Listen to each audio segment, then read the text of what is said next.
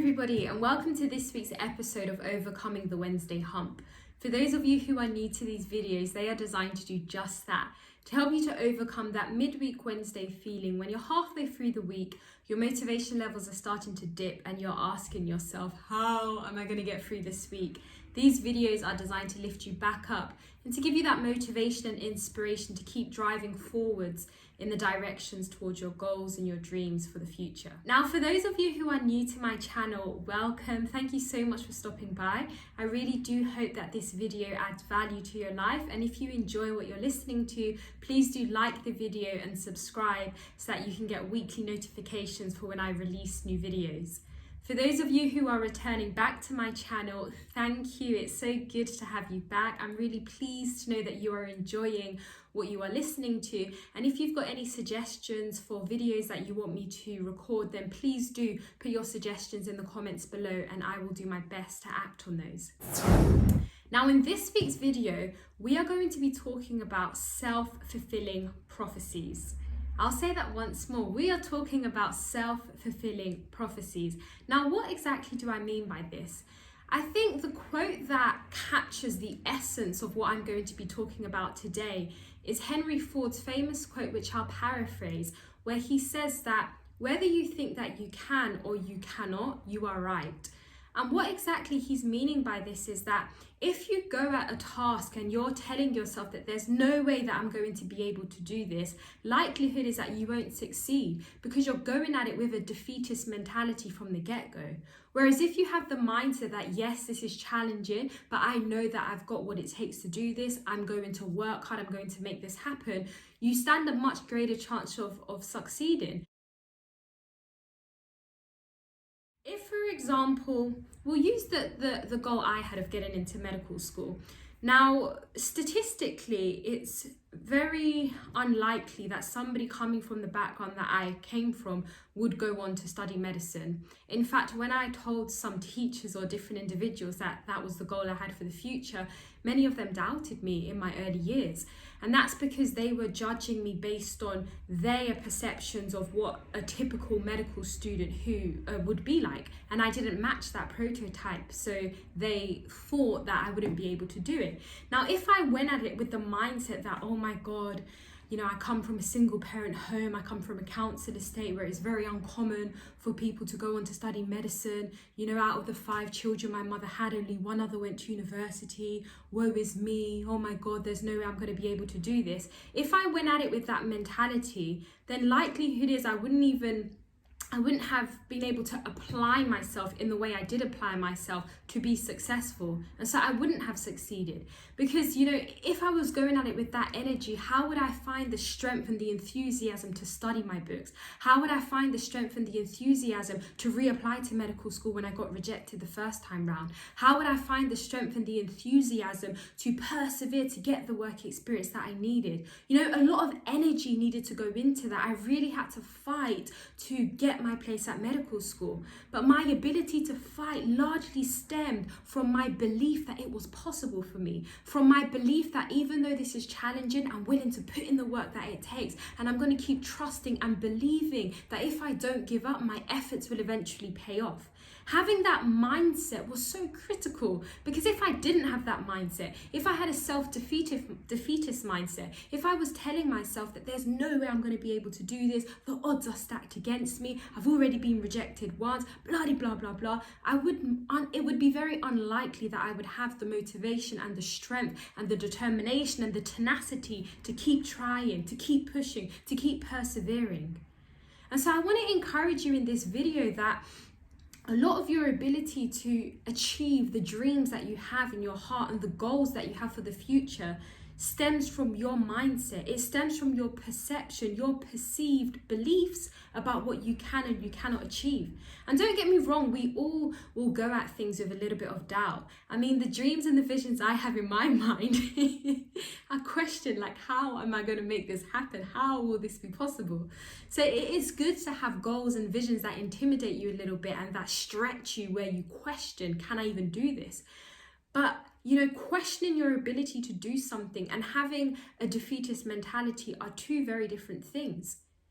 And so I want to encourage you to have a mustard seed of faith, to believe that the goal that you have, the dream that you have in your heart is possible. And when you choose to believe it, I want to encourage you to put everything into trying to make that happen and to empower yourself and remind yourself that it's possible. Because the truth is, you know, it always takes one person to believe that something is possible in order for them to be pioneer, in order for them to persevere, in order for them to break that world record or be the first person to do something. They have to have the mindset that even though I've not seen anybody do this, even though this idea seems really wacky and some people think I'm loopy, there's a part of me that believes it's possible, and so I'm going to persevere and I'm going to try my hardest to make this happen. Now, I'm a very practical person. I always like to have a strategy or have a plan of action, because, you know, if you just have a dream for something but you've got no strategy or plan, it's basically just wishful thinking. So I really want you guys to gain value from this video, and I want to leave you feeling empowered. And so I want to empower you by leaving you with 3 principles that can help you to get one step closer or several steps closer towards achieving your goal. The first thing I want to say is I want to encourage you to clearly define your goal. If you don't have a clear definition of your goal, it makes it so much harder for you to make strides towards achieving that, because how will you be able to even come up with an effective plan if you don't know what the end goal is? For example, if you want to pass your driving test, if you can define that goal and say, I want to pass my driving test by this date, and then by having that clearly defined goal, you can start formulating a strategy that if I'm to pass my test by this date, I need to do my theory test by such and such a time. I need to make sure that I can get this amount of lessons done in such and such a time so that I can meet that goal. So clearly defining your goal helps you to have clarity over what exactly it is that you want, so that you can start building that strategy to move towards that. And even though that sounds like common sense, you'll actually be quite surprised by how many people say that they want something, but they haven't clearly defined their goal. They haven't clearly defined what they want. And because they don't have that clarity, it's almost like they're trying to float towards something rather than building a clear strategy of how to get there. And it's so important that you have a strategy in life, because, you know, strategy gives you direction, and direction helps you to move towards the thing that you want, so that you're not just aimlessly floating about. The second thing is I want to encourage you to be consistent. I think consistency is something that is so underrated. You will be so much more effective in any pursuit that you have if you can be consistent.